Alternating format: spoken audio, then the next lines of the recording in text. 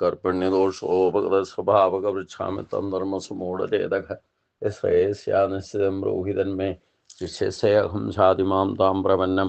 ഓം നമോ ഭഗവതേ വാസുദേവായ. നമോ ഭഗവതേ വാസുദേവായ. ഓം ശ്രീകൃഷ്ണായ പരബ്രഹ്മണേ നമ. എല്ലാ സജ്ജനങ്ങൾക്കും ഗുരുവായൂരപ്പൻ്റെ നാമത്തിൽ സാഷ്ടാംഗ പ്രണാമം. ഇന്നലെ ഗീതയിലെ 14-ാം അധ്യായം ഗുണത്രയ വിഭാഗയോഗത്തിൽ 5 ശ്ലോകങ്ങളാണ് നമ്മൾ ചിന്തിച്ചത്. അതൊന്ന് പാരായണം ചെയ്തുകൊണ്ട് അടുത്ത ഭാഗത്തേക്ക് നമുക്ക് കടക്കാം. അഥ ചതുർദശോധ്യായക ഗുണത്രയ വിഭാഗയോഗ. ശ്രീ ഭഗവാനുവാച പരം ഭൂയ പ്രവക്ഷ്യാമി ജ്ഞാനാനാം ജ്ഞാനമുത്തമം യജ്ഞാത്വാ മുനയ സർവേ പരാം സിദ്ധിമിതോ ഗതാഃ. ഇതം ജ്ഞാനമുപസത്യ മമ സ്വധർമ്മ്യമാഗതാ സർഗേ അഭിനോപജായന്തേ പ്രളയേന വിദന്തി ച. മമ യോനിർമഹദ് ബ്രഹ്മ തസ്മിൻ ഗർഭം ദദാമ്യഹം സംഭവ സർവഭൂതാനാം തതോ ഭവതി ഭാരത. സർവയോനേഷു കൗന്ദേയ മൂർത്തയെ സംഭവന്തി യാഃ താസാം ബ്രഹ്മ മഹത്യോനിം അഹം ബീജപ്രദപിത. സത്വം രജസ്തമൈതി ഗുണാ പ്രകൃതി സംഭവ നിബന്ധനന്തി മഹാബാഹോ ദേഹേ ദേഹീനമവ്യയം. തത്ര സത്വം നിർമ്മലത്വാൽ പ്രകാശകനാമയം സുഖസംഗേന ബന്ധനാദി ജ്ഞാനസംഖ്യേന ജ്ഞാനഘ. രജോരാഗാത്മകം വിധി തൃഷ്ണാസംഗസമുദ്ഭവം തനിബന്ധനാദികൗന്ദേയ കർമ്മസംഗേന ദേഹിനം. തമസ്സജ്ഞാനജം വിധി മോഹനം സർവദേഹിനാം പ്രമാദ ആലസ്യ നിദ്രാവി തനിബന്ധനാദി ഭാരത. സത്വം സുഖേ സഞ്ജയന്തി രജകർമ്മണി ഭാരത ജ്ഞാനമാവർത്തിതൂത്തമ പ്രമാദേ സഞ്ജയദ്യുത. രജസ്തമാശാഭിഭൂയ സത്വം ഭവതി ഭാരത രജസത്വം തമശ്ചൈവ തമസത്വം രജസ്തത. ഇന്നലെ 5 ശ്ലോകം വരെയാണ് നമ്മൾ ചിന്തിച്ചത്. ഇന്ന് 6-ാമത്തെ ശ്ലോകം തൊട്ട് തത്ര സത്വം നിർമ്മലത്വാൽ പ്രകാശകനാമയം സുഖസംഖ്യേന ബന്ധനാദി ജ്ഞാനസംഖ്യേന ജാനക.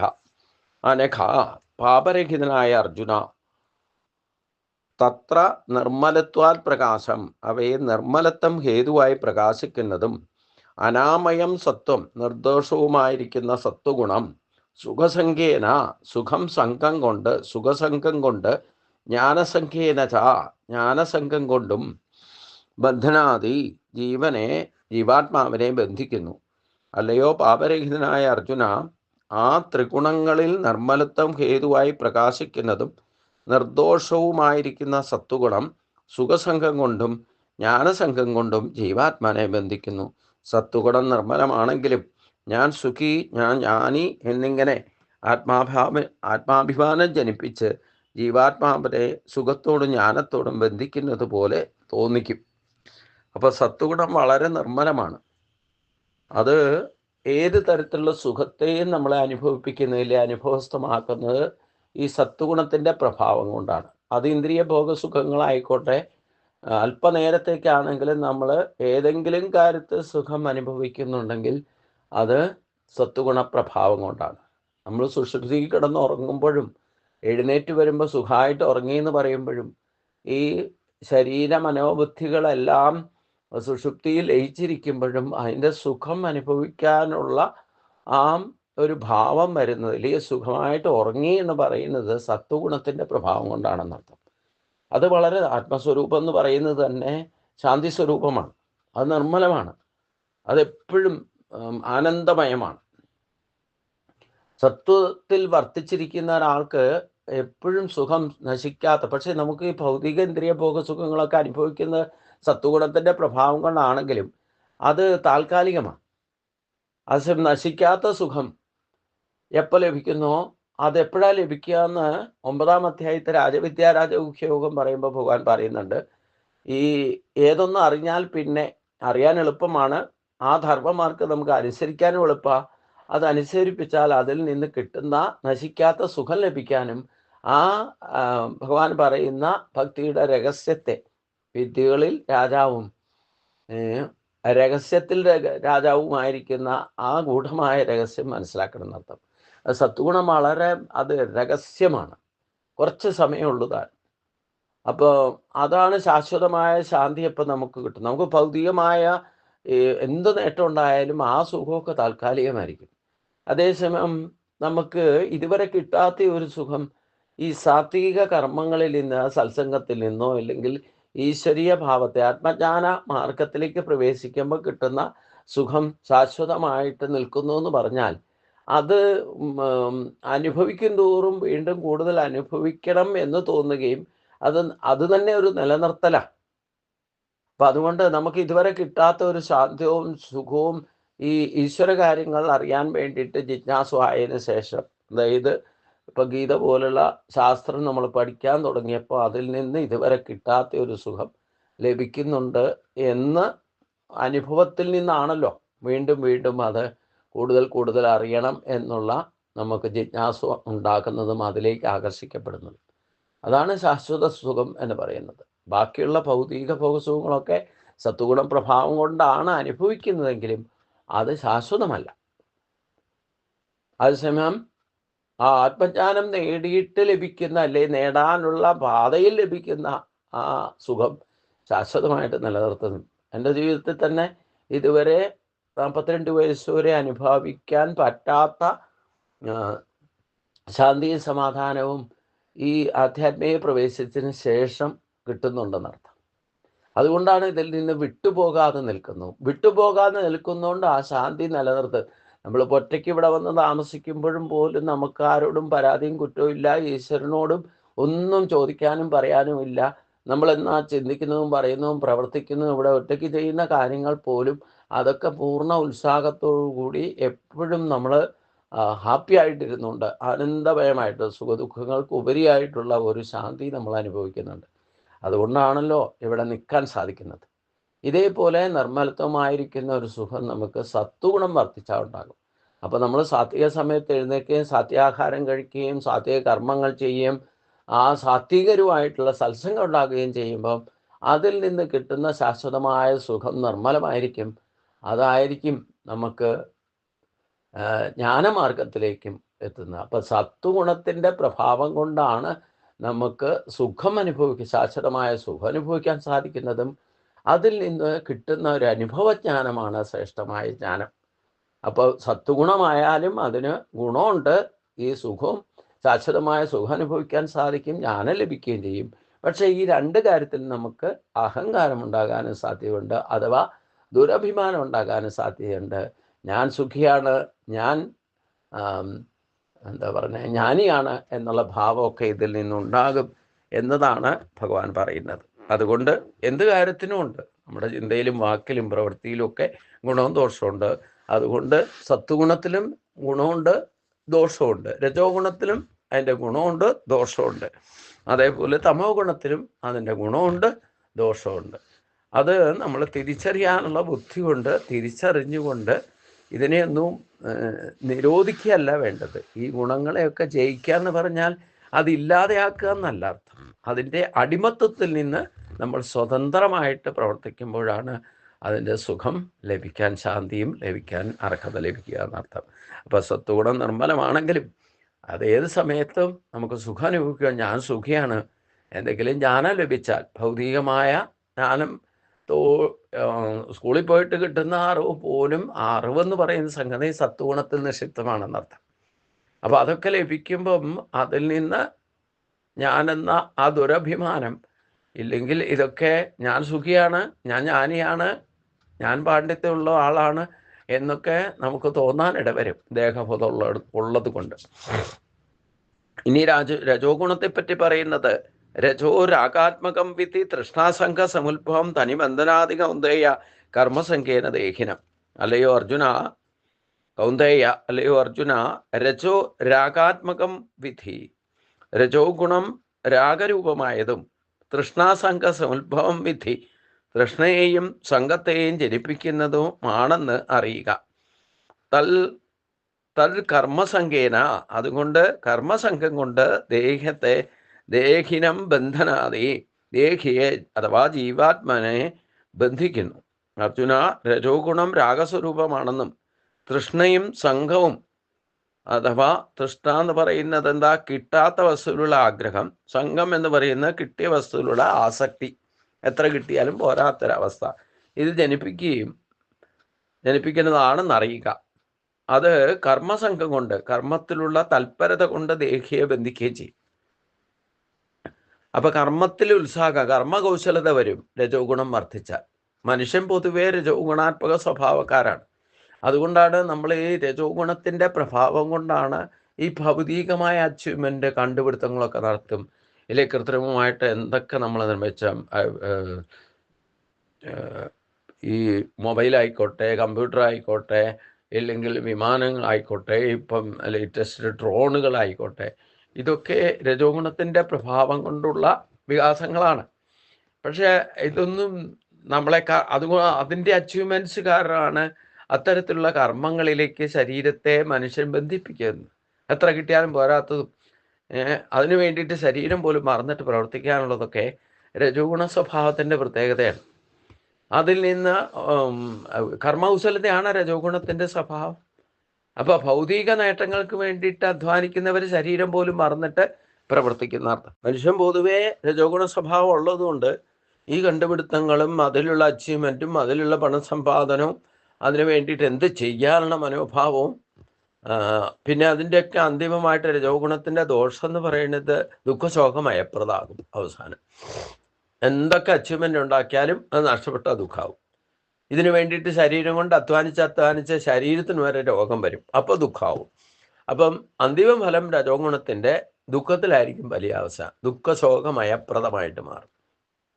എന്നാൽ ഇത് വിടാൻ പറ്റുമോ? ഇല്ല. അപ്പോൾ രജോ ഗുണം കൊണ്ട് ആധ്യാത്മിക രംഗത്തെ പ്രവർത്തിക്കുന്നത്, നമ്മൾ ജപതപാദികൾ ചെയ്യുന്നതും പൂജാതി കർമ്മങ്ങൾ ചെയ്യും, ക്രിയായോഗം അനുഷ്ഠിക്കുന്നതും ഒക്കെ രജോ ഗുണ പ്രഭാവം കൊണ്ടാണ്.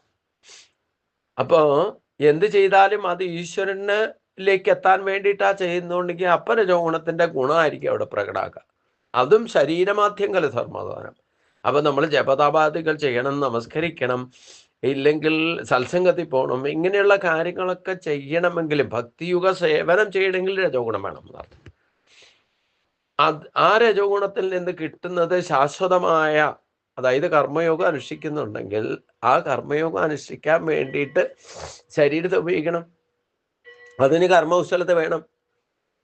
അപ്പൊ ആ ആയുരാരോഗ്യമുള്ള ശരീരം കൊണ്ട് ജപതപാദികൾ ചെയ്യും, ക്ഷേത്രാദി ദർശനങ്ങൾ ചെയ്യും, സത്സംഗം ചെയ്യുകയും ഒക്കെ ചെയ്യുമ്പോൾ അതിൽ നിന്ന് രജോ ഗുണത്തിന്റെ അച്ചീവ്മെന്റ് ഈശ്വര സാക്ഷാത്കാരമാണ്. അതാണ് കർമ്മയോഗം എന്ന് പറയുന്നത് ഉദ്ദേശിക്കുന്നത്. ആ കർമ്മയോഗം കൃത്യമായിട്ട് ചെയ്താലാണല്ലോ, ചെയ്തുകൊണ്ടിരിക്കുന്നിടത്തോളം കാലമാണ് അതിൻ്റെ യഥാർത്ഥ ഫലസിദ്ധി ലഭിക്കുക. ഫലിക്കാതെ ചെയ്യുകയും വേണം. രജോ ഗുണത്തിന്റെ ആ കർമ്മകുശലത കൊണ്ട് കർമ്മം ചെയ്യുമ്പം അതിൽ ഫലിച്ച ഉണ്ടാകാൻ പാടില്ല, കർത്തൃത്വാഭിമാനം ഉണ്ടാകാൻ പാടില്ല, ഞാനെന്ന ഭാവം ഉണ്ടാകാൻ പാടില്ല. എന്ത് ചെയ്താലും ചിന്തിച്ചാലും പറഞ്ഞാലും ഒക്കെ അത് ലോകസേവാർത്ഥമായിരിക്കണം എന്നതാണ് എൻ്റെ പ്രത്യേകത. അപ്പോഴാണ് അത് ഈശ്വര സാക്ഷാത്കാരത്തിന് ഉതകുന്ന കർമ്മങ്ങൾ തിരഞ്ഞെടുത്ത് ചെയ്യുമ്പോൾ അതിൽ നിന്ന് സാത്വിക ഗുണത്തിലേക്ക് നമ്മൾ എത്തും തന്നെ. അതായത് അതിൻ്റെ സുഖം അനുഭവിക്കാൻ സാധിക്കും, ശാശ്വതമായ സുഖത്തിലേക്ക് എത്തും. അനുഷ്ഠിക്കാൻ സുഖമുള്ള കർമ്മങ്ങൾ തിരഞ്ഞെടുത്ത് ആ ശാസ്ത്ര വിധി പ്രകാരമുള്ള കർമ്മങ്ങൾ ചെയ്യുമ്പോഴാണ് അത് നമുക്ക് ശാശ്വതമായ സുഖത്തിലേക്ക് എത്തിക്കും എന്ന് ഭഗവാൻ തന്നെ പറയുന്നുണ്ട്. ഇനി തമസ്സാണെങ്കിലോ, തമസ്തജ്ഞാനജം വിധി മോഹനം സർവദേഹിനാം പ്രമാദം ആലസ്യ നിദ്രാവിധ നിബന്ധനാധി ഭാരത. ഭാരത, അർജുന, തമോ ഗുണമാകട്ടെ അജ്ഞാനജം സർവദേഹിനാം, അജ്ഞാനത്തിൽ നിന്നുണ്ടായതും സകല ജീവികൾക്കും മോഹനം വിധി, ജീവികൾക്ക് മോഹമുണ്ടാക്കുന്നതുമാണ് എന്നറിയുക. തൽ പ്രമാദ ആലസ്യ നിദ്രാപി, തൽ പ്രമാദം ആലസ്യ, അത് പ്രമാദം ആലസ്യ നിദ്ര എന്നിവയാൽ ബന്ധിക്കും. നിബന്ധനത എന്ന് പറഞ്ഞാൽ ബന്ധിക്കുക. അർജുന, തമോ ഗുണമാകട്ടെ അജ്ഞാനത്തിൽ നിന്ന് ജനിച്ചതും സകല ജീവികളെയും മോഹിപ്പിക്കുന്നതും ആണെന്നറിഞ്ഞാലും ആ തമോ ഗുണം പ്രമാദം ആലസ്യം നിദ്ര എന്നിവ കൊണ്ട് ജീവാത്മാവിനെ ബന്ധിക്കുന്നു. ഈ തമോ ഗുണത്തിന്റെ ഉൽപ്പത്തി തന്നെ അജ്ഞാനത്തിൽ നിന്ന് ജനിച്ചതും സകല ജീവികളെയും മോഹിപ്പിക്കുന്നതുമാണെന്നറിഞ്ഞാലും ആ തമോ ഗുണം പ്രമാദം ആലസ്യം നിദ്ര എന്നിവ കൊണ്ട് ജീവാത്മാവിനെ ബന്ധിക്കും. ചെയ്യേണ്ടത് ചെയ്യാതെ വീഴ്ച വരുത്തുന്ന അവസ്ഥയ്ക്കാണ് പ്രമാദം എന്ന് പറയുന്നത്. ചെയ്യേണ്ടത് ചെയ്യേണ്ട സമയത്ത് ചെയ്യേണ്ടതുപോലെ ചെയ്യാതിരിക്കുക.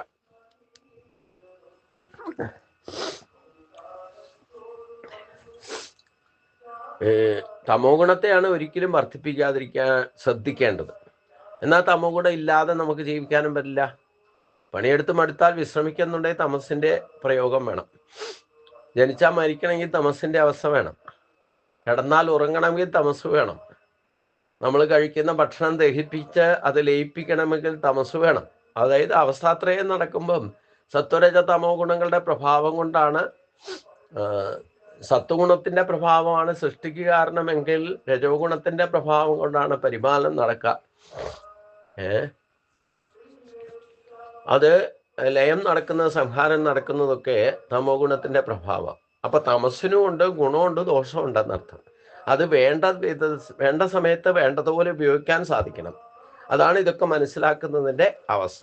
അപ്പൊ നമ്മളിൽ തന്നെ ഈ 3 ഗുണങ്ങള്, നമ്മൾ പൊതുവായ കാര്യങ്ങളാണ് ഇപ്പൊ ചർച്ച ചെയ്യുന്നെങ്കിലും നമ്മളെ സ്വഭാവം അനുസരിച്ച് നമ്മളിൽ ഏത് ഗുണമാണ് കൂടുതലുള്ളത് എന്ന് നമ്മൾ കണ്ടെത്തേണ്ടിയിരിക്കുന്നു. അപ്പൊ പൊതുവായിട്ട് പറഞ്ഞു കഴിഞ്ഞാൽ ഈ 3 ഗുണത്തിന്റെയും ഗുണത്തെ അല്ലെ ഫലത്തെ എടുത്തു പറയുകയാണ്. സത്വം സുഖേ സഞ്ചയന്തി രജ കർമ്മണി ഭാരത ജ്ഞാനം ആവർത്തിയു തമ പ്രമാദേ സഞ്ചയത്വത.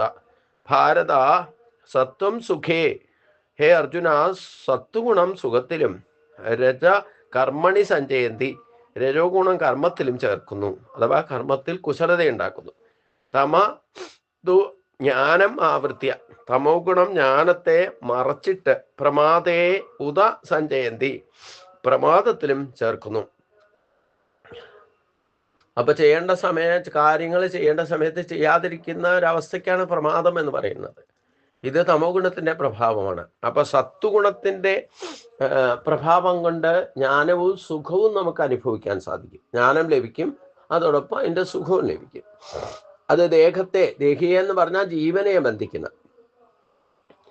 സത്വഗുണം ദേഹിയെ സുഖത്തിലും രജോ ഗുണം കർമ്മത്തിലും തമോ ഗുണമാകട്ടെ പ്രമാദത്തിലും ആലസ്യം, നിദ്ര മുതലായവയിലും ചേർക്കുന്നു. അപ്പോ ഈ 3 ഗുണത്തിന്റെയും കലർപ്പില്ലാതെ ഒരു വ്യക്തിത്വവും ഇല്ല. ഒരു വ്യക്തിത്വം എന്നല്ല, സൂര്യചന്ദ്രാദി നക്ഷത്രഗോളങ്ങളും പക്ഷി മൃഗാദികളും ഒക്കെ ജീവിക്കുന്നത് തന്നെ ഈ 3 ഗുണങ്ങളുടെ പ്രഭാവത്താലുള്ള സ്വഭാവത്തിന്റെ പ്രേരണ കൊണ്ട് തന്നെയാണ്. അപ്പൊ അതുകൊണ്ട് ഇത് മൂലപ്രകൃതിയാണെങ്കിലും ഒഴിവാക്കാൻ പറ്റില്ല. പക്ഷെ നമുക്ക് ചെയ്യാൻ പറ്റുന്നത് എന്താ? ഭഗവാൻ പറയുന്ന മായ ജയിക്കാൻ പറഞ്ഞതിന്റെ ഉദ്ദേശം മായ ഇല്ലാതെയാക്കുക എന്നല്ല. ഈ മായയെ മായയാകുന്ന സത്വരജ തമോ ഗുണങ്ങളെ വേണ്ട സമയത്ത് ഗുണദോഷം തിരിച്ചറിഞ്ഞുകൊണ്ട് ആ ഭാവം നമ്മൾ കൈവരുത്തുക എന്നുള്ളതാണ്. അത് ഭഗവാനെ ശരണം, മായാധീനാഥനായിരിക്കുന്ന ഭഗവാനെ തന്നെ ശരണം പ്രാപിച്ചാലേ ഈ 3 ഗുണങ്ങളെ നമുക്ക് ജയിക്കാൻ സാധിക്കൂ. തമസ്സിനെ രജസ് കൊണ്ടും രജസ്സിനെ സത്വഗുണം കൊണ്ടും സത്വഗുണത്തെ ജ്ഞാനം കൊണ്ട് ജയിക്കണം എന്ന് പറഞ്ഞാൽ ഈ ശാസ്ത്രത്തിൽ പറയുന്ന ജ്ഞാനം നമ്മൾ മനസ്സിലാക്കിയിട്ട് അനന്യമായിട്ട് ഭഗവാനെ തന്നെ ശരണം പ്രാപിക്കാം. മായയുടെ സൃഷ്ടിക്ക് കാരണക്കാരനായിരിക്കുന്ന ഭഗവാനെ തന്നെ ശരണം പ്രാപിച്ചാൽ മാത്രമേ മായ ജയിക്കാൻ സാധിക്കൂ. അപ്പം നമ്മൾ ഈ 3 ഗുണങ്ങളും ഇല്ലാതാക്കാൻ പറ്റില്ല. ഇല്ലാതെയാക്കാൻ ശ്രമിച്ചിട്ട് കാര്യമില്ല. പക്ഷേ അത് നമ്മുടെ ജീവാത്മാവിനെ തന്നെ ബന്ധിക്കുക. ഈ 3 ഗുണങ്ങളും ചേർന്നിട്ട് ജീവാത്മാവിനെ യഥാർത്ഥ സ്വരൂപം പ്രകടമാക്കാൻ പറ്റാതെ അത് ബന്ധിക്കപ്പെട്ടു നിൽക്കും. പ്രകടമാകുന്നതോ ഇതിന്റെ പ്രഭാവത്താൽ നമുക്കുണ്ടാകുന്ന ഭാവം അഥവാ സ്വഭാവം. അപ്പൊ എല്ലാത്തിനും യഥാർത്ഥത്തിൽ അടിസ്ഥാനപരമായിട്ട് പ്രശ്നം സ്വഭാവം തന്നെയാണെന്നർത്ഥം. അതുകൊണ്ട് ആ സ്വഭാവത്തെ ശുദ്ധീകരിക്കണമെങ്കിൽ ഈ സത്വരജ തമോ ഗുണങ്ങളെ നമ്മുടെ നിയന്ത്രണത്തിലാകും. വേണ്ടത് വേണ്ട സമയത്ത് ഉപയോഗിച്ചാൽ അതിൻ്റെ സുഖം അനുഭവിക്കാം, അത്രേ ഉള്ളൂ. അപ്പൊ തമസ്സിനെ ഒരു കാരണവശാലും വർദ്ധിക്കാൻ അനുവദിക്കരുത്. എന്നാൽ തമോ ഗുണത്തെ വേണ്ടത് വേണ്ട സമയത്ത് ഉപയോഗിക്കുക. പണിയെടുത്ത് മടുത്താൽ കുറച്ചു നേരം വിശ്രമിക്കണേ, തമസാതിന് മാത്രമേ ഉപയോഗിക്കാവുള്ളൂ. തമസ്സിനെ ജയിക്കുക എന്ന് പറഞ്ഞാൽ എന്തെങ്കിലുമൊക്കെ ചെയ്യുക, കർമ്മം ചെയ്യുക. ആ കർമ്മം ചെയ്യുന്നതൊക്കെ ഈശ്വരപ്രാപ്തി, ഈശ്വര സാക്ഷാത്കാരത്തിന് ഉതകുന്ന കർമ്മങ്ങളായി മാറണം. അപ്പോൾ രജോ ഗുണത്തിൻ്റെ ആ കർമ്മം ചെയ്യുന്നതിൻ്റെ യഥാർത്ഥ ഫലം ഇച്ഛിക്കാതെ കർമ്മം ചെയ്താലും അതിൽ നിന്ന് ശാശ്വത ശാന്തിയും സുഖവും സത്വഗുണത്തിലേക്ക് നമ്മൾ എത്തും. അതിൽ നിന്ന് ഒരു അനുഭവജ്ഞാനം കിട്ടും. അത് ജ്ഞാനത്തിലേക്ക് എത്തിക്കും. അപ്പോൾ ശാശ്വതമായിരിക്കുന്ന സുഖം അവസ്ഥയിലേക്ക് നമുക്ക് പതുക്കെ പതുക്കെ ഉയരാൻ സാധിക്കും എന്നാണ് പറയുന്നത്. ഇനി നമ്മുടെ സ്വഭാവത്തിൽ നമ്മുടെ ശരീര സംബന്ധമായിരിക്കുന്ന ഈ 3 ഗുണങ്ങളും നമ്മുടെ സ്വഭാവത്തിൽ എന്തൊക്കെ ഏത് തരത്തിലാണ് ഇപ്പം സ്വാധീനം ചെലുത്തിക്കൊണ്ടിരിക്കുന്നതെന്ന് അറിയണം. അതാണ് ഇനി പറയുന്ന രജസ്തമാശാഭിഭൂയ സത്വം ഭവതി ഭാരത രജസത്വം തമസ്സൈവ തമസത്വം രജസത. ഹേ ഭാരത, അർജുന, രജ തമ ച അഭിഭൂയ, രജസിനെയും തമസിനെയും കീഴ്പ്പെടുത്തിയിട്ട് സത്വം ഭവതി, സത്വം പ്രത്യക്ഷമാകുന്നു. സത്വം തമ ച അഭിഭൂയ, സത്വഗുണത്തെയും തമോ ഗുണത്തെയും രജ കീഴ്പ്പെടുത്തിയിട്ട് രജോ ഗുണം ഉയർന്നു വരും. രജഭവതി തഥാ സത്വം രജ അഭിഭൂയ തമ ഭവതി. അപ്രകാരം തന്നെ സത്വഗുണത്തെയും രജോ ഗുണത്തെയും കീഴ്പ്പെടുത്തിയിട്ട് തമോ ഗുണം ഉയർന്നു വരുന്നു.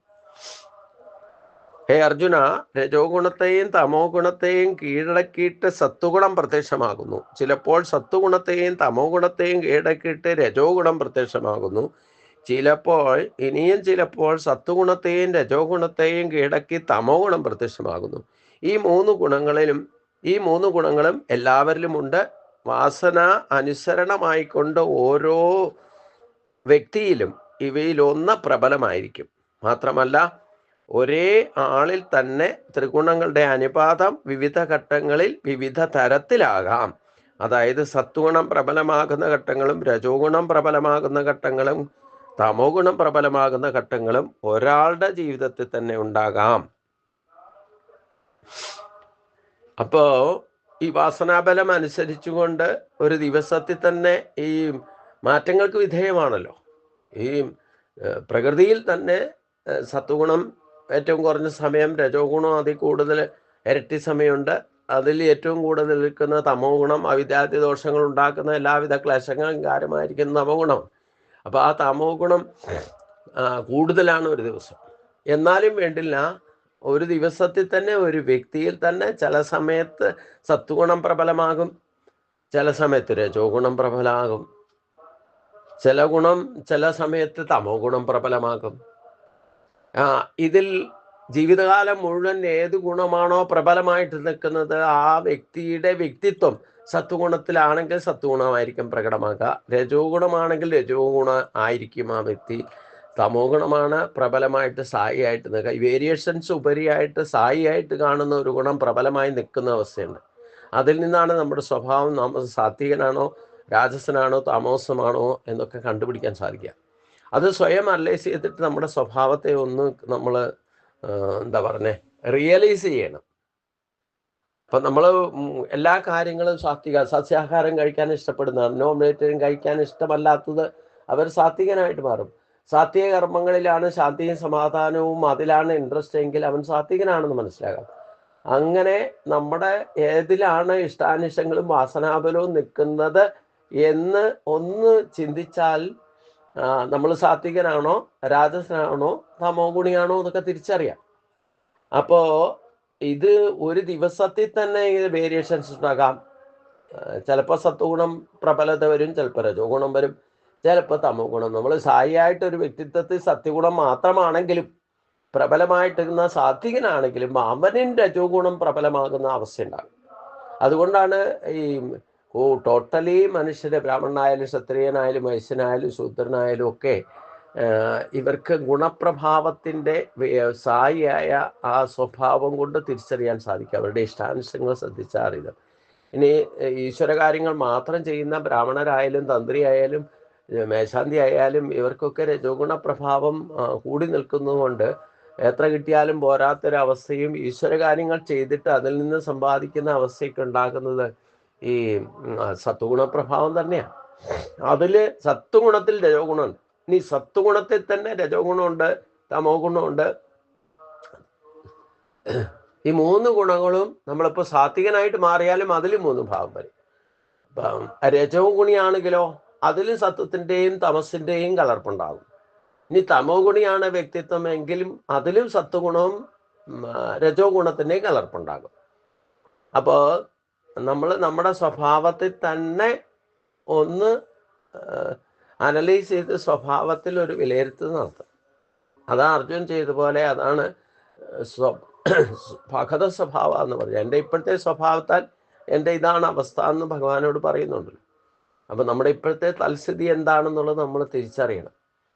അപ്പം ഈ തൽസ്ഥിതി സായിയായ സ്വഭാവം എന്താണെന്ന് മനസ്സിലാക്കിയാൽ തന്നെ ഓരോ ജീവിതത്തിൽ എപ്പോഴൊക്കെയാണ് സത്വഗുണ ഈ 3 ഗുണങ്ങളുടെയും വേരിയേഷൻസ് സംഭവിക്കുന്നത് അതും വരാം. ഇപ്പം ഞാൻ ടോട്ടലി സാത്വികനാണ്, പക്ഷേ സാത്വികതയിൽ തന്നെ രജോ ഗുണവും തമോ ഗുണവും ഉണ്ട്. ചില സമയത്ത് തമോ ഗുണാധിക്യം വരുമ്പോഴാണ് മയക്കത്തിൽപ്പെടുന്നതും മയങ്ങിപ്പോകുന്നതും മായയ്ക്ക് നമ്മുടെ യഥാർത്ഥ സ്വരൂപത്തിൽ നിന്ന് മറയ്ക്കപ്പെടുന്നത്. രജോ ഗുണം അധികമായാൽ എന്താ കുഴപ്പം? രാത്രിയും പകലും ആയാലും വേണ്ടില്ല, ശരീരം മറന്നിട്ട് കിടന്ന് പണിയെടുക്കും, കർമ്മകുശലത കാണിക്കും. അപ്പൊ സാത്വികനാണെങ്കിലും സാത്വിക കർമ്മങ്ങൾ ചെയ്യുന്നതിലും കർമ്മകുശലത ദേഹത്തെ ഈ കർമ്മങ്ങളുമായിട്ട് ബന്ധിപ്പിക്കും. ഇങ്ങനെ നമ്മൾ ചെയ്യുന്ന ഓരോ കർമ്മങ്ങളിൽ നിന്ന് തന്നെ നമുക്കത് തിരിച്ചറിയാൻ സാധിക്കും. പക്ഷെ അത് വളരെ മൈന്യൂട്ടായിട്ട് ചിന്തിച്ചാലേ തിരിച്ചറിയാൻ സാധിക്കും. ഇപ്പം ഇനി ജന്മം മാറുമ്പോഴും ഉണ്ടാവും. ചില ജന്മത്തിൽ സാത്വിക പ്രബലത ഉണ്ടാവും, അതിൽ നിന്ന് ചിലപ്പോൾ രജോ ഗുണ പ്രബലതയായിരിക്കും, ചിലപ്പോൾ തമോ ഗുണ പ്രബലതയായിരിക്കും. അതിൻ്റെ ബലമനുസരിച്ചുകൊണ്ട് നമ്മൾ കർമ്മം ചെയ്ത പ്രാരാബ്ധം അതനുസരിച്ചിട്ട് വർദ്ധിക്കാനോ പ്രാരാബ്ധങ്ങൾ ഇല്ലാതെയാക്കാനോ ഒക്കെ സാധിക്കും. അപ്പം ഒരു ജന്മത്തിലെ അച്ചീവ്മെൻ്റ് അല്ല ഈ മായയെ ജയിക്കുക എന്ന് പറയുന്നതാണ്. ആദ്യം നമ്മൾ ഇതേപ്പറ്റിയൊക്കെ ഒന്ന് അറിയാനുള്ള ജിജ്ഞാസ ഉണ്ടാകുക. എന്നിട്ട് നമ്മളെ ഇപ്പോഴത്തെ സ്വഭാവത്തെ നമ്മൾ സാത്വികനാണോ രാജസനാണോ താമസനാണോ എന്ന് തിരിച്ചറിയുക. പിന്നെ ഇതിനെയൊക്കെ നമുക്ക് ആ പ്രകൃതിയുടെ ചലനം അനുസരിച്ചുകൊണ്ട് തന്നെ ആ ഒഴുക്കിൽ തന്നെ പരിണാമങ്ങൾക്ക് വിധേയമാകുന്ന അവസ്ഥയിൽ ആ മറ നീക്കാൻ ശ്രമിക്കണം. നമ്മുടെ ജീവാത്മാവിനെ അടിമയായിട്ട് അതിൽ പ്രവർത്തിപ്പിക്കാൻ അനുവദിക്കാതെ അതിനെ സ്വതന്ത്രമായിട്ട്, ഈശ്വരശക്തി മായയ്ക്ക് അതീതമാണ്. അതുകൊണ്ട് ഈശ്വരശക്തിയെ ആശ്രയിച്ചുകൊണ്ട് ഈ ഗുണങ്ങളെ യൂട്ടിലൈസ് ചെയ്താൽ നമ്മൾ ഈശ്വരനിലേക്ക് എത്തും. അതാണ് മായ ജയിക്കുക എന്ന് പറയുന്നത്. അപ്പൊ ഈശ്വരനെ തന്നെ ആശ്രയിച്ചോണ്ട്, ഈശ്വരനെ ആശ്രയിക്കുന്നുണ്ടെങ്കിൽ സത്വഗുണത്തിലേക്ക് എത്തണം. അപ്പോഴേ ഈശ്വരനെ പറ്റി അറിയാൻ പറ്റൂ. നമ്മൾ യഥാർത്ഥത്തിൽ ഭക്തിഭാവം തുടങ്ങുന്നത് തന്നെ ഈ കുറച്ച് ഈ ഗുണങ്ങളുടെ കൺട്രോളിങ് സാത്വികതയിലേക്ക് എത്തുമ്പോഴാണ്. അപ്പോൾ ആ സാത്വിക ഗുണത്തിൽ നിന്ന് കിട്ടുന്ന സുഖവും അറിവും നേടിക്കൊണ്ട് അത് അനുഭവജ്ഞാനമാക്കണമെങ്കിൽ രജോ ഗുണത്തെ ആശ്രയിക്കണം. ഇത് രണ്ട്, രജോ ഗുണവും സത്യഗുണവും കൂടെ ചേർന്നാലേ അനുഭവജ്ഞാനം ഉണ്ടാവുള്ളൂ. അപ്പൊ അതുകൊണ്ട് അതിൻ്റെ പ്രബലത കൊണ്ട് തന്നെ അതിന് അടിമയാകാതെ ഈശ്വരനെ മറച്ച്, ഈശ്വരന്റെ ശക്തിയെ നമ്മളിൽ മറച്ചു വെച്ചിരിക്കുന്നതായിട്ടുള്ള ഈ ഗുണങ്ങളെ നമ്മൾ നമ്മുടെ കൺട്രോളിലാക്കണം, നമ്മുടെ നിയന്ത്രണത്തിലായിരിക്കണം ഈ ഗുണങ്ങളൊക്കെ നമുക്ക് യൂട്ടിലൈസ് ചെയ്യാൻ സാധിക്കുക. അവിടെയാണ് നമുക്ക് ശാസന വ്യവസ്ഥയെ യഥാവിധി പാലിച്ച് ഈശ്വരനിലേക്ക് എത്തണം. ഈശ്വരനെ രജോ ഗുണം ഇല്ലാതെ, രജോ ഗുണത്തിൻ്റെ പ്രവർത്തനം ഇല്ലാതെ നമുക്ക് ഈ ശരീരത്തോടു കൂടി ഇരിക്കുമ്പോഴേ ഈശ്വരനിലേക്ക് എത്താനുള്ള സാക്ഷാത്കാരത്തിലേക്ക് ശ്രമിക്കാൻ തന്നെ പറ്റുള്ളൂ. അപ്പം അതിനെ രജോ ഗുണത്തെ ആശ്രയിക്കാതെ പറ്റില്ല. അപ്പം അത് ഈശ്വര സാക്ഷാത്കാരത്തിന് ഉതകുന്ന കർമ്മങ്ങൾ എന്താണെന്ന് കണ്ടെത്തി അത് കൃത്യമായിട്ട് യാതൊരു മടിയുമില്ലാതെ, ആലസ്യവും നിദ്രയും പ്രമാദവും ഒന്നും ഇല്ലാതെ തന്നെ കൃത്യമായിട്ട് കൃത്യനിഷ്ഠ, ഭക്തി, വിവേചന ശക്തി, ദൃഢനിശ്ചയം, ത്യാഗമനസ്ഥിതി, ഇത് രജോ ഗുണത്തെ യൂട്ടിലൈസേഷനെ നമുക്ക് അച്ചീവ്മെന്റ് ഉണ്ടാക്കാൻ നല്ലതാണ്. ഈ പഞ്ചഗുണങ്ങൾ, ഈ പഞ്ചഗുണങ്ങളെ കൊണ്ട് രജോ ഗുണത്തെ യൂട്ടിലൈസ് ചെയ്താൽ നമുക്ക് അതിൽ നിന്ന് അനുഭവജ്ഞാന സാത്വികതയിലേക്ക് എത്തും. ആ പരമമായ ജ്ഞാനത്തിലേക്ക് എത്തിയാൽ സത്വഗുണത്തെ കൊണ്ട് ജയിക്കുന്ന അവസ്ഥയുണ്ടാവും. അവിടെ സ്തുര്യാവസ്ഥ, അവിടെയാണ് ഈശ്വര സാക്ഷാത്കാരത്തിലേക്ക് നമുക്ക് എത്താൻ സാധിക്കുക. അത് സാധിക്കണം എന്നുണ്ടെങ്കിൽ 3 ഗുണങ്ങളും നമ്മൾ എല്ലാവരും ഉണ്ട്, കോമൺ ആയിട്ട്. സ്ത്രീയോ പുരുഷനോ ഒന്നും പ്രശ്നമില്ല, ബ്രാഹ്മണനോ ക്ഷത്രിയനോ വൈശ്യനോ ശൂദ്രനോ ആരായാലും ഈ 3 ഗുണങ്ങളുമുണ്ട്. വാസനയ്ക്കനുസരമായി നമ്മുടെ ഇഷ്ടാനിഷ്ടങ്ങളെ ഒന്ന് അനലൈസ് ചെയ്താൽ അതിന് അനുസരിച്ചുകൊണ്ട് ഓരോരുത്തരിലും ഇവയിൽ ഒന്ന് ടോട്ടൽ ജീവിതത്തിൽ പ്രബലമായിരിക്കും. അതായിരിക്കും ആ വ്യക്തിയുടെ വ്യക്തിത്വം, അതായിരിക്കും ആ വ്യക്തിയുടെ സ്ഥായിയായ സ്വഭാവം. അതിൽ നിന്നാണ് നമുക്ക് സാത്വികനാണോ രാജസനാണോ താമസനാണോ എന്ന് തിരിച്ചറിയാൻ സാധിക്കുക. ഇനി ഈ സത്വരജ തമോ ഗുണങ്ങളും വാസനാബലവും അനുസരിച്ചു കൊണ്ടാണ് നമുക്ക് കർമ്മവാസനകൾ സൃഷ്ടിക്കുന്നതും അതനുസരിച്ച് കൊണ്ടാണ് ഭഗവാൻ 4 വർണ്ണങ്ങളെ സൃഷ്ടിച്ചിരിക്കുന്നത്. ബ്രാഹ്മണ ക്ഷത്രിയ വൈശ്യ ശൂദ്ര ആദി സൃഷ്ടിച്ചിരിക്കുന്നത് ഈ ഗുണങ്ങളുടെ അടിസ്ഥാനത്തിൽ ഉണ്ടാകുന്ന കർമ്മവാസന അനുസരിച്ചുകൊണ്ട്. അപ്പൊ കർമ്മവാസനയും ജന്മവാസനയും എന്ന് പറഞ്ഞാൽ ഈ സത്വരജ തമോ ഗുണങ്ങളുടെ പ്രബലതയാണ് വാസനാബലത്തെ സൃഷ്ടിക്കുന്നത്. വളരെ വിചിത്രമായിട്ട് ചിന്തിക്കണം, അപ്പോൾ മാത്രമേ നമുക്കിതിനെ ജയിക്കാൻ സാധിക്കൂ. അപ്പോ അതിനുള്ള അറിവ് ആദ്യം നേടുക എന്നുള്ളതാണ് കരണീയമായിട്ടുള്ളത്. അറിവ് നേടണമെങ്കിലോ വെറുതെ പുസ്തകജ്ഞാനം പോലെ അനുഭവജ്ഞാനം വേണം. അപ്പൊ രജോഗുണത്തിൻ്റെ പ്രബലത കൊണ്ട് സാത്വിക കർമ്മങ്ങൾ അനുഷ്ഠിച്ചാൽ അതനുസരിച്ചുള്ള സാത്വിക ജ്ഞാനത്തിലേക്ക് എത്തും. അത് നമുക്ക് ശാശ്വതമായ ശാന്തിയെ സമാധാനത്തെയും നൽകുന്നത് ഈശ്വര സാക്ഷാത്കാരത്തിലേക്ക് പോകുമ്പോഴാണ്. ആ ഭൗതികമായ നേട്ടങ്ങൾ നിങ്ങൾ എന്തും ഈ 3 ഗുണങ്ങളെ ഉപയോഗിച്ചുകൊണ്ട് ചെയ്താലും അത് ശാശ്വതമല്ല, പ്രേയസായിരിക്കും. അപ്പം അത് ദുഃഖശോകമയപ്രദമായി മാറും എന്നുള്ള തിരിച്ചറിവ് ഉണ്ടായിരിക്കുക. തമസ്സിനെ രജസ് കൊണ്ട് ജയിക്കുക, രജസ്സിനെ സത്വഗുണം കൊണ്ട് ജയിക്കുക, സത്വഗുണത്തെ യഥാർത്ഥ അനുഭവജ്ഞാനം കൊണ്ട് ശ്രേയസ് കൊണ്ട് ജയിക്കുക എന്നതുള്ളതാണ് കരണീയമായിട്ടുള്ളത്. അപ്പം മാത്രമല്ല, ഒരേ ആളിൽ തന്നെ ത്രിഗുണങ്ങളുടെ അനുപാതം വിവിധ ഘട്ടങ്ങളിൽ വിവിധ തരത്തിലാകാം. അതായത് സത്വഗുണം പ്രബലമാകുന്ന ഘട്ടങ്ങളും രജോ ഗുണം പ്രബലമാകുന്ന ഘട്ടങ്ങളും തമോ ഗുണം പ്രബലമാകുന്ന ഘട്ടങ്ങളും ഒരാളുടെ ജീവിതത്തിൽ തന്നെ ഉണ്ടാകാം, ഒരു ദിവസത്തെ ജീവിതത്തിൽ തന്നെ ഉണ്ടാകാം. നമുക്ക് ദിവസങ്ങളിൽ തന്നെ ഓരോ ദിവസം എഴുന്നേറ്റ് വരുമ്പോഴും ഈ പ്രബലത എന്തിനാണെന്നുള്ളത് മുൻകൂട്ടി കാണാൻ പറ്റില്ല. ചില ദിവസം നമുക്ക് എഴുന്നേറ്റ് വരുമ്പോൾ സാത്വിക കാര്യങ്ങൾ ചെയ്യുന്നത് വളരെ ഇൻട്രസ്റ്റ് ആയിരിക്കും, അത് സത്വഗുണം പ്രബലമായിരിക്കും. ചില ദിവസം എഴുന്നേറ്റ് വരുമ്പം രജോ ഗുണം പ്രബലമായിരിക്കും. അപ്പോൾ ഈ കണ്ടതിൻ്റെ കേട്ടതിൻ്റെ പിന്നാലെയൊക്കെ ശരീരം കൊണ്ട് പ്രവർത്തിക്കുന്ന ഒരവസ്ഥയൊക്കെ ഉണ്ടാവും. തമോ ഗുണമാണെങ്കിലോ ചില ദിവസം ഒന്നിനും ഉത്സാഹമില്ലാതെ ആകെ ഒരു ഡള്ളായിട്ടിരിക്കുക, അഥവാ എന്തെങ്കിലും ചെയ്താലും വേണ്ടത് വേണ്ട സമയത്ത് കൃത്യമായിട്ട് ചെയ്യാതിരിക്കുക. അപ്പോൾ തമോ ഗുണത്തിൻ്റെ പ്രബലത ഉണ്ടാകാം. ഒരു ദിവസം തന്നെ വേരിയേഷൻസ് ഉണ്ടാകാം. രാവിലെ ഉണ്ടാകുന്ന ഉത്സാഹം ഉച്ചയ്ക്കുണ്ടാവില്ല, ഉച്ചയ്ക്കുണ്ടാകുന്ന ഉത്സാഹം വൈകുന്നേരം ആകുമ്പോൾ ഉണ്ടാവില്ല. അപ്പൊ പ്രകൃതിയുടെ ഒഴുക്കിനനുസരിച്ചു കൊണ്ട്, പ്രകൃതിയിലും അങ്ങനെയാണല്ലോ, രാവിലത്തെ സമയത്ത് സൂര്യൻ ഉദിക്കുന്നതിന് മുമ്പ് സത്വഗുണ പ്രഭാവം പ്രബലത ഉണ്ടാകും. സൂര്യൻ ഉദിച്ചു കഴിഞ്ഞാൽ പിന്നെ 6 മണിക്കൂർ നേരം രജോ ഗുണത്തിന്റെ പ്രബലതയായിരിക്കും, അത് കഴിഞ്ഞാൽ തമോ ഗുണത്തിന്റെ പ്രബലതയായിരിക്കും. അപ്പം ഇതേപോലെ തന്നെ പ്രകൃതിയിൽ നിന്ന് പ്രപഞ്ചത്തിൽ നിന്ന് സൃഷ്ടിച്ചിരിക്കുന്ന നമ്മുടെ ശരീര സംബന്ധമായിട്ടുള്ള കാര്യങ്ങളും ഈ വേരിയേഷൻസിന്റെ വിധേയമാണെന്നർത്ഥം. അപ്പൊ എന്തൊക്കെ മാറ്റങ്ങൾ പ്രകൃതിക്ക് ഉണ്ടാകുന്നോ വേണ്ടത് വേണ്ട സമയത്ത് കൃത്യമായിട്ട് ഉപയോഗിക്കാനും നമുക്ക് സാധിച്ചാൽ അപ്പോഴാണ് നമ്മൾ അത് ഫലേച്ഛയില്ലാതെ, കർത്തൃത്വ അഭിമാനമില്ലാതെ, കേവലം നമ്മൾ നിമിത്തമായി കരുതിക്കൊണ്ട് ഈശ്വരാർപ്പണമായിട്ടുള്ള കർമ്മങ്ങൾ എന്ത് ചെയ്താലും എന്ത് ചിന്തിച്ചാലും, എന്ത് പറഞ്ഞാലും, എന്ത് പ്രവർത്തിച്ചാലും അതൊക്കെ ഈശ്വര സാക്ഷാത്കാരത്തിലേക്ക് എത്തിക്കുന്ന വിധത്തിൽ പ്രവർത്തിക്കാൻ നമുക്ക് സാധിക്കണം. അപ്പോഴാണ് അതിൻ്റെ ശ്രേഷ്ഠതയും അനുഭവിച്ചറിയാനും അത് ഈശ്വര സാക്ഷാത്കാരത്തിലേക്ക് ശാശ്വതമായ സുഖം അനുഭവിക്കാനും നമുക്ക് സാധിക്കട്ടെ എന്ന് പ്രാർത്ഥിച്ചുകൊണ്ട് ഇന്നത്തെ ഭാഗം നമുക്കിവിടെ സമർപ്പിക്കാം. ഇതിൻ്റെ അടുത്ത ഭാഗം നമുക്ക് അടുത്ത ദിവസം ചിന്തിക്കാം. ഓം കായേന വാചാ മനസേന്ദ്രിയർവാ ബുദ്ധ്യാത്മനാ വാ പ്രകൃതേ സ്വഭാവ കരോമി സകലം പരസ്മൈ നാരായണായേതി സമർപ്പയാമി. നാരായണായേതി സമർപ്പയാമി. ഓം പീതാംബരം കരവിരാശങ്കചക്രം കമോദകിം സരച്ചും കരുണാസമുദ്രം രാധാസുഖായമതിസുന്ദരമന്ദകാസം പാതാളയേശമനിശം പ്രതിഭാവയാമി.